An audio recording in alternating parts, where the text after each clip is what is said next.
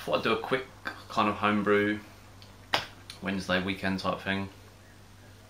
Not got an awful lot to say, got a few things I did want to get out there, but with all the SJ port beers being reviewed, keep it short and sweet. I've just brewed up half of a beer kit. There's going to be a video to follow soon. Just purchased it from the malt miller. Should be a real good kit. A lot of hops involved. And I've just kegged, probably for the first time ever, into a corn, even though I had 19 litres before and never actually used them. I did a simple bitter, harvest bitter, put loads of hops in it, added like loads of stuff to it just to make it taste actually like beer. And I've put some sugar in there to carbonate it, and just put a little tiny bit of CO2 in the top just to create like a seal and a bit of blanket on the top. But I'm going to see what it's like, sort of almost kind of like bottle conditioned, and sort of draw a bit off and see how well it works. And I've got the little CO2 dispenser thing to dispense it off. I've got facilities to fully carbonate it, and I'm working on a way to kind of encapsulate this and maybe have like a little tap or something so it's sort of a bit more discreet. I did, however, recently very kindly get given for my birthday from my future brother-in-law in Australia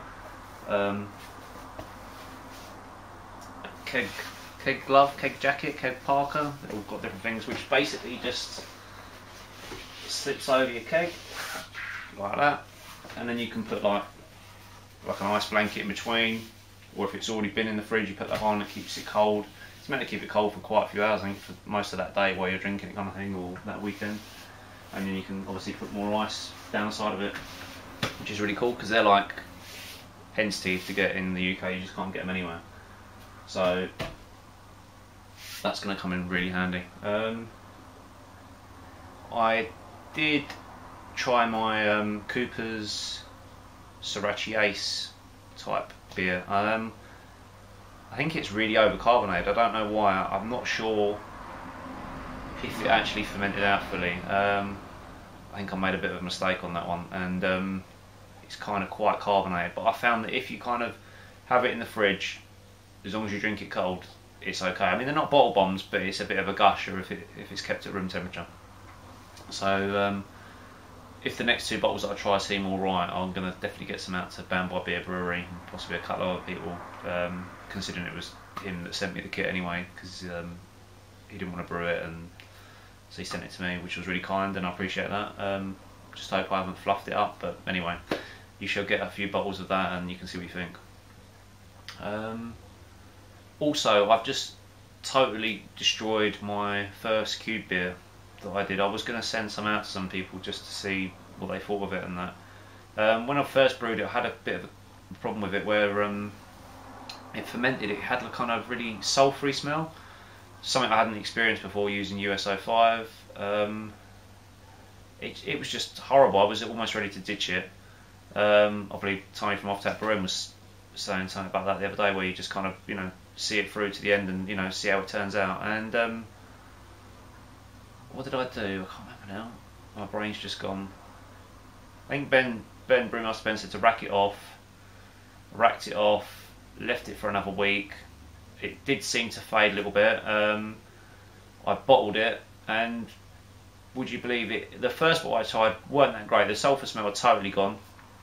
Weren't the greatest of beers. A couple of weeks later, it really came into its own. It wasn't the hoppiest beer. I've got to admit, I need to play around with the kind of the no chill bitter in the cube. I was a bit concerned that it was a no chill beer, but also only a 15-minute boil. It did seem to work, but I think that 30 minutes is possibly the minimum in the boil. I'm thinking it did work. I mean, it's a lovely beer. It's all gone, and I'd be happy to have it as a house beer. And I think everyone should try bittering in the cube or the no chill and that, because it's just blowing me away how good a beer I got out of it. I was a little bit of a naysayer, I have to admit. I used to watch a lot of, you know, Off Tap Brewing's videos and think, no disrespect to him, is it just great for him because he's got it on keg, it's nice and cold? But I'm won over. I mean, I tried Ant Rogerson's one. I thought it was fantastic. I've done it myself now, and I thought my first one was great. Not as hoppy as I liked, but then it might have been the hops that I used and the amount I used. You know, there's a lot of sort of trial and error, I think, with that whole thing. There are kind of certain programs some people have made, and there's sort of, I think Ant's got one where he uses it as like the 20-minute edition and such, but it's all part of the experimentation, and you do get a good beer out of it. I'm really pleased with it, and I feel a bit embarrassed that I've drunk it all and not sent any out, but it was good. I come home, it was a bit of an easy drinking beer. I think it was about 4.5%, 5 maybe. It just totally went. Real good. So I thoroughly recommend anyone to give that a go if they're sort of doubting about it. It definitely saves a lot of time if you want to sort of whip up a quick beer to keep in the house. You've got to give it a go. I've got a couple of reviews coming up of different products and things like that to do. Yeah, I think that's about it from me. A little bit of a short one. I don't want to keep it too long. There's a lot of videos that people will be watching. Cheers.